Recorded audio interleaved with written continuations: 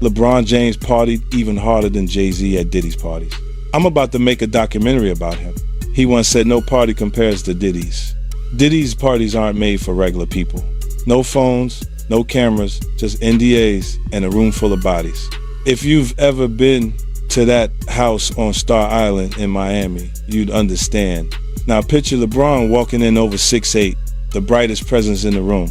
Before midnight, LeBron had already taken off his shirt and was pouring tequila into people's mouths on the dance floor. And I'm not talking about Savannah. He was surrounded by models from Paris, dancers from Atlanta, and one R&B singer I can't name because she's married now. By 1 a.m., LeBron was standing on the table and the whole crowd was going wild with him. Every woman at that party had their eyes on LeBron. He wasn't relying on money, it was all about presence. When it comes to letting loose, LeBron makes Jay look like a church volunteer. I will send every single one of these parasites to prison and clean this circle up. What happened when LeBron James returned from one of Sean's parties? Here's what people have claimed and what is actually known. Hey, everybody know ain't no party like a Diddy party, so. Yeah, that's what's up. Yeah. How did the public react after learning that LeBron James had also attended one of Sean's parties? Ron! We know you was at them Diddy parties, nigga! We know you was there! We know you was at them Diddy parties! 50 Cent's documentary opens with one question: how did so much happen in plain sight without being questioned? By revisiting figures like Sean and LeBron James, it explores whether silence, close relationships, and hesitation allowed important questions to go unasked. Ain't no party like a Diddy party. Coming in, shout out to the game, man. Appreciate everybody's flood the comments with ain't no party like a Diddy party. That's a statement that LeBron James wish he would have never made, because now that statement is coming to bite LeBron James in the ass. All right, let's get to this headline real quick, gang. I'm finna show y'all. Investigators reached out to him and they want a statement from him. Federal investigators want a statement from him. What do you mean ain't no party like a Diddy party? Diddy is going down. Watch this, gang. Let's do some headlines. Since look. Let me let y'all see this real quick. It's right in your face. All you got to do is look at the forest and stop looking at the trees. All right, LeBron James, Lakers is becoming clearer and leaves more questions than answered. LeBron James, he left the NBA suddenly with no answers. He left the NBA suddenly with no answers. All right, so it's headline news. What's really going on? All right, LeBron James is leaving the Los Angeles Lakers. Sean built influence beyond music, becoming a powerful industry figure whose elite connections, exclusive events, and close relationships shaped opportunities and access within entertainment. Okay, and this is all in 2024, gang. Look at the dates. You can go and verify this yourself. You can go to Google and Google these same titles. All I did was screenshot them for you all's pleasure. To the game, man. Let me see. Okay, so LeBron, because a lot of people say, is this clickbait? Is this clickbait? Whenever you come on a paper party, Gene, we got paperwork. We got receipts. You will never get clickbait on this channel. All right? Let's keep it moving, guys. All right, more headline news. LeBron James reveals why he stepped away from the Lakers. Whenever you step away from the Lakers, you are leaving the NBA. All right, that's in the title. He's leaving the NBA, so he's definitely stepping away from the Lakers. More headline news. LeBron James just... In these circles, influence often outweighs contracts, and access can shape opportunities.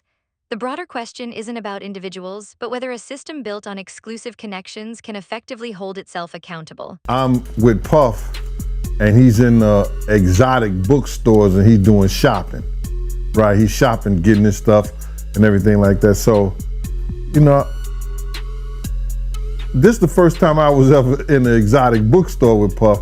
So, you know, I'm giving him his space. He's taking things off the shelves and stuff like that, because they gave him a brown paper bag. When they gave him a brown paper bag, he was just putting stuff in there.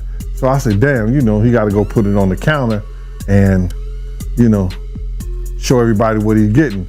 So as he's going, I'm just looking at the places where he's picking stuff from. So there's one part he picked up some things from up here on my left side, and then he picked like quite a few of them down. I was like, okay. He put them in the bag. So when I went by there, And I looked up there and it said butt plugs. And I was like, hey, yo.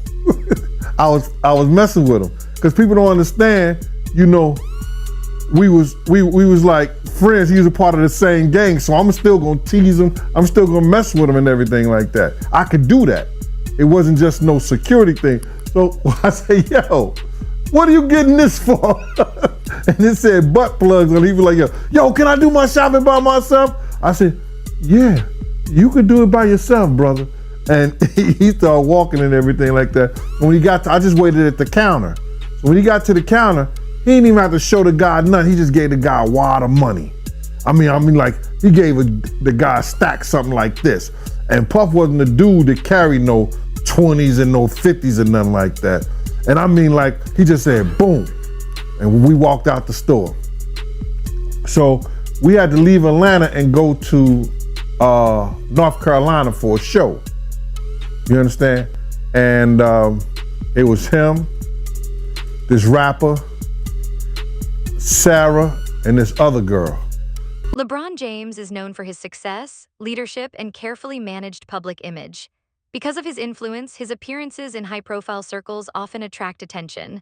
The discussion is less about allegations and more about how public figures' associations can shape perception. Let's see. Not only is he leaving, gang, LeBron sold his mansion for $39 million. All right. Now, he leaving social media. He leaving the NBA. Now, he just sold his 39. Now, I'm going to tell y'all something, too. A lot of people may not know this, but LeBron James bulldozed it in order to get another one. So he is getting another mansion, but he sold his mansion. Remember, I have a bachelor's degree in real estate. All right? Whenever you start settling out of real estate, whenever you start leaving your obligations like playing for the NBA, and whenever you leave social media, reason. And I think I know why. Party like a Diddy party, so. Yeah, that's what's up. Yeah. So you know, Everybody know ain't no party like a Diddy party. yo, right, how so- authentic was that thing on social media when they had LeBron in the maid outfit? How authentic was that? Did you see that? Archived moments often gain new meaning over time. The footage may stay the same, but changing perspectives can lead people to reassess past comments, relationships, and the environments in which they occurred. Photoshop, but I seen different pictures, bro. I done seen like 7 different pictures of him that's made. So that particular picture can't be Photoshop if it's 7 different pictures of him in that particular made suit, unless all 7 of those pictures in different angles is Photoshop. So I don't think a lot of people say it is Photoshop. Shout out to Miss Cat Dog. Just 50 Cent's name being attached to it again. These are two, as everyone knows, the 3 names in hip hop are Jay-Z, Diddy, 50 Cent when it comes to the status of where you could get as a business or a brand. I guess so. So for the top 3 individuals, for one to go at the other and release this doc, I don't know, what does that say to again, I keep asking about the hip hop state of things. What does that say to hip hop? Like, Yeah, man. But you know, when guys come on here, man, and they want to come and try to ruin your show and say that shit to some is clickbait, the more and more we try to teach them, the dumber they make us look, bro. But you know what? That make them look dumb because watch this. I got 3 college degrees, bro. You know what I'm talking about? I own a lot of look, bro, my thing is this, bro. I don't have to be doing this shit, just like you don't have to be. You see what I'm saying? But a lot of people depend on this information, and a lot of people love hearing what Paperwork Party and Gene got to say. So for the thousands of people that like hearing we got to say, that's cool. For the 20 people, they need to get the fuck up out of here because it ain't no clickbait over here. Right, it's all good, man. You know what I'm saying? But let's just concentrate on the people who are we our own downfall? I guess I don't know. Well, I mean, I don't know. It all depends on what you consider hip hop. Like, I don't consider any of this debauchery, any of this animalistic crap. I don't consider any of this hip hop. I grew up in hip hop. You know, The documentary argues that past recordings can offer cultural context, showing how people interacted before certain environments came under scrutiny. Its focus is on changing perceptions and how earlier words may be interpreted differently over time, not on treating those words as proof. he's been asked to come in, you know, and investigators reached out to him and they want a statement from him. Federal investigators want a statement from him. What do you mean ain't no party like a Diddy party? And bro, I'll be sick too. If I'm at a Lakers game and it's feds all in the front row looking at you, talking about, yeah, we gonna get a statement, nigga. I wouldn't go to the games either. I miss the games too, nigga. Yeah, you talking about, nigga, you think the feds ain't going to LeBron games and saying, nigga, ain't no party like a Diddy party, we know what's going on? Come on, bro.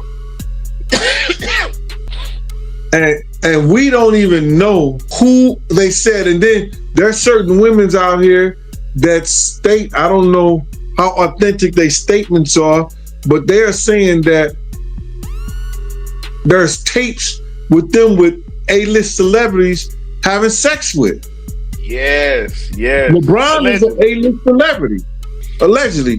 But no, LeBron is an A-list celebrity.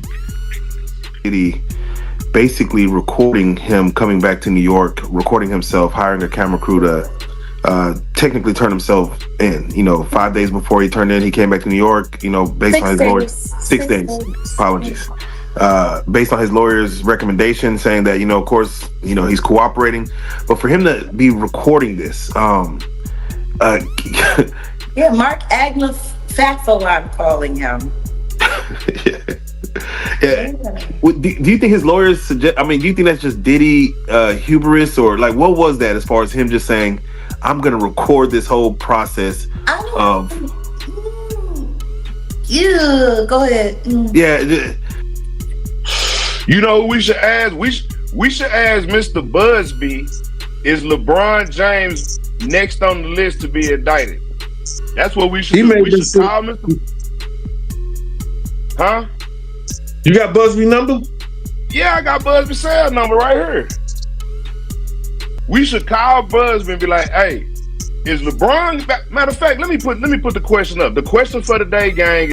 Ain't nobody trying to be funny. Will LeBron James be indicted with Diddy? That's the question for the day. Diddy done already been indicted. LeBron James say it ain't no party like a Diddy party. Busby say it's a lot of people on the list that he ain't said. When clear information is missing, speculation often fills the gap. The documentary explores how prolonged silence can fuel rumors, blur the line between fact and assumption, and leave people questioning whether uncertainty comes from missing information or from the spread of speculation. The thing. But then if you got the A-listers, you got to realize he ran with that that Rat Pack, and I don't even say their names because they said I got their names wrong last time. What's his name? Kushner? What's the other guy? Leonardo? Yeah, his name. Man, I don't keep up with these cats, but I heard that that's not only the tape that's being shot. There's some other tapes out there, other people too with him, and him doing some things with some other people. So there's quite a few tapes that might be out there, what they're hearing, and I don't want to see the tapes, but I want to know if they really true. Because if they got if they got some tapes out there and it's with some underage, whether it's celebrities or not, it's gonna be crazy, bro. It's gonna be real crazy. And they're gonna have to bring that to forefront because the prosecutor's gonna want those tapes. And they're gonna do whatever they have to do legally to get those tapes. No ifs, ands, and buts about it. So we just better hope for his sake, that's just a bunch of bull crap. But then there's lawyers out there saying, yeah, the tape does exist. Lawyers got on television to say the tapes exist. I don't really know or trust that, because they was trying to say he had a tape with one of the bodyguards and this lady that came out. So we don't know. The documentary suggests that influence in entertainment often overlaps across music, sports, fashion, and media. Rather than alleging coordination, it examines how interconnected networks and shared access can shape public perception and raise broader questions about accountability. Cassie doing, that's his doing, and his learned behavior from the people that mentored him. You gotta realize, man, he learned from Andre Harrell. He learned from Russell Simmons. He learned from Clyde Davis. You understand? When those people are telling you that they were heavy into the drugs, they was heavy into beating women and doing things at that age, at that crazy stage, that's gonna make him think that he could get away with the same thing that they was getting away with back then. You understand? The things that he was saying, you know, the touchy-feely between two men and all that stuff like that, man. All that, he learned that from them dudes. When I told y'all the story, when me and my man went up to Russell Simmons and he had a house and he had a man in bikini drawers in his bedroom, in his bed. You understand? Bruh, this is that he learned. I'm assuming he learned it from them. Let me put that. And I'm not gonna say allegedly because I saw that for my own self. My man was with me, Slick was with me, and we saw that for our own self. You understand what I'm saying? So these are behaviors and things that with drugs and all the stuff that's going on, pills, drinking, it can make this man into a monster, and that's what it did, bruh. It made him into a monster, bro. I personally feel like he got a lot of the things that he did from his mentor, and then he probably did it to the 10th power. You understand?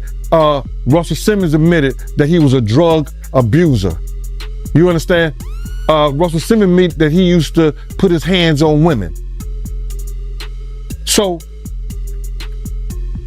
it's a learned behavior, bro. Some of that stuff may be in him through his childhood. Through his childhood, he may have some of that things in him, but a lot of things that he was doing was a learned behavior, bro. You just don't just turn it in a matter of years the way he was doing people, man. You understand? The documentary explores the idea that the possibility of private recordings can create influence, even without being used. It argues that the perception of potential exposure may shape behavior and raises broader ethical questions about power, privacy, and whether silence is freely chosen or influenced by fear. The whole thing about it is that there was something in that other than baby oil. That's why they took all the bottles. And 9 times out of 10, if I would give it a wild guess, it was, and like some of the people told me, it was probably that GHB. What's that? I think it's gamma hydrox.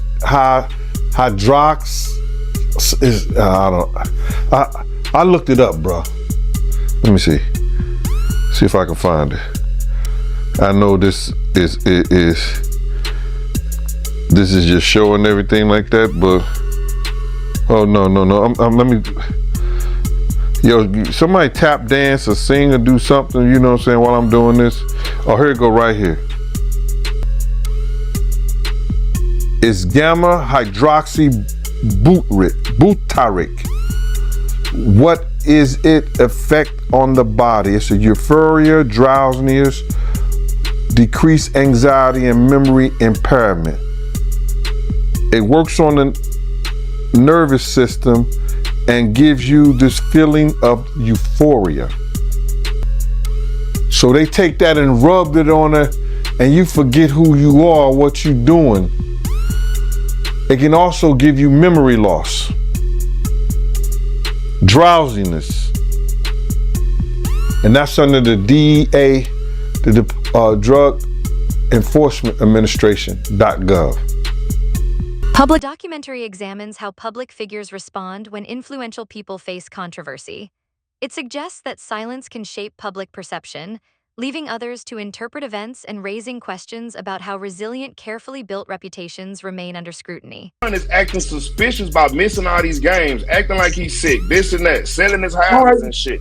But better yet, will LeBron James be added to the lawsuit, the civil lawsuit? Will it be added to the civil lawsuit? More so than being indicted? Or the list, the witness list. Is they trying to get LeBron to testify against Diddy because of the it ain't no party like a Diddy party? He's been to all of them. You see what I'm saying? He may be a witness. Who knows? They may already flipped him. They may have already flipped him. You want me to call Busby? Somebody said 1-800-Busby. That's not his cell number. Shout out to Donahue.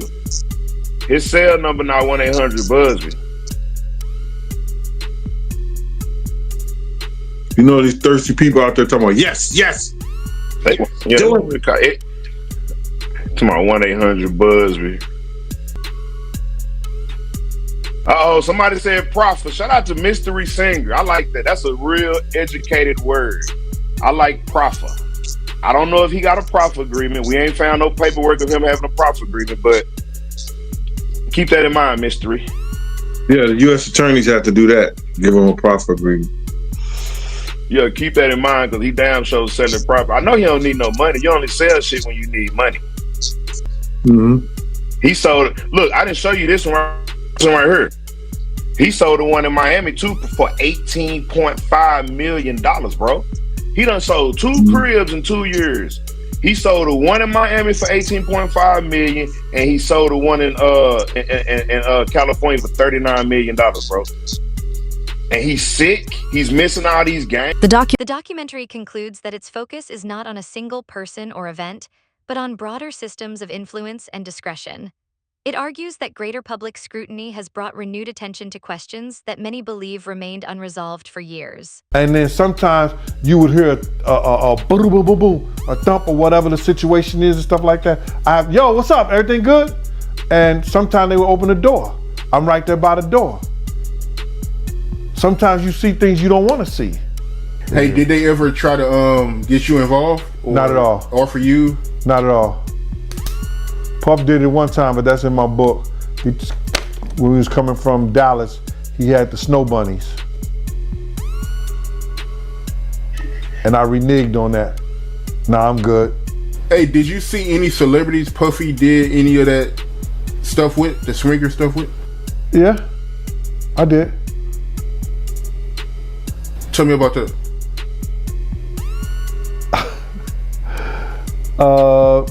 I think I told you about that. One time, him and Sarah and this young girl flew from Atlanta. And and flying from Atlanta, we had this artist with us, right? And we were staying in the presidential suite at the hotel. And this particular artist and Puff, they told me, don't let nobody come in the room. So I said, all right, cool. So I propped my chair by the room door while they went in. So this artist's cousin knocked on the door. So I went to him and I let him in because I knew him, I see his face and everything. I seen his face several times before. He said, yo, I gotta speak to my cousin. And I said to him, I said, well, they busy right now, man, and they told me don't let nobody come in the room. He said, yo, I'm going in the room to get my cousin out. And I said, bruh, you ain't going in the room, get your cousin out. They told me nobody could go in the room. So he said, I don't care who you are, what you doing like that. I'm going to get my cousin. He went to go and try to open the room. I grabbed his ass, joked him up, and slammed him on the piano. And the next thing you know, Puff and this artist run out the room naked. And so then I said, I see the artist trying to grab a towel. Puff didn't give a shit. And the artist like, yo, what's wrong? What's going on? What's going on? He like, yo, Gene, that's my cousin. And I was like, yo, my man, he was trying to get in the room and y'all told me don't let nobody else come in, let nobody come in this room. Jesus Christ gonna have to come take the, Puff no, Jesus gonna have to take the air out my body if anybody coming in that room.